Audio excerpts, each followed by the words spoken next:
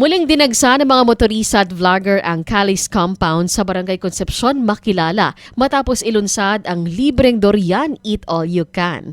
Ito ay inisyatiba ni Alvin Calis at asawa na layong ipakain ng libre ang libo-libong kilo ng durian, particular na ang native sa mga bumibisita sa kanilang fruit stand. Layo nito na makolekta ang lahat ng mga buto na nakain na durian at gagamitin sa kanilang nursery. Dahil dito mahigpit na ipinatutupad ang panuntunan na bawal iuwi ang mga prutas at kailangan sa mismong lugar lamang ito kainin. Ang kakaibang paraang ito ng mga magsasaka ay nakasanayan na at patuloy na nagtrending sa online dahil sa mga post ng mga nasiyahang bumibisita. Sinisiguro naman ng may-ari na hinihiwalay ang mga hinog sa hilaw na prutas upang hindi mahirapan sa pagpili ang mga dumarayo.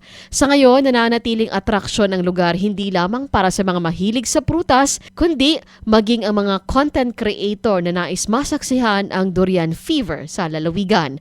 Naging usap-usapan ang naturang aktibidad noong 2024 na sinimulan ng kapatid ni Calis at patuloy pa rin ngayong taon.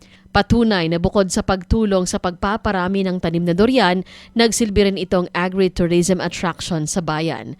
Ayon sa may-ari, mag-aanunsyo sila kung may available ulit sa mga hinog upang hindi masayang ang kanilang pamasahe matapos halos magkaubusan ng hinog dahil sa dami ng taong dumadagsa.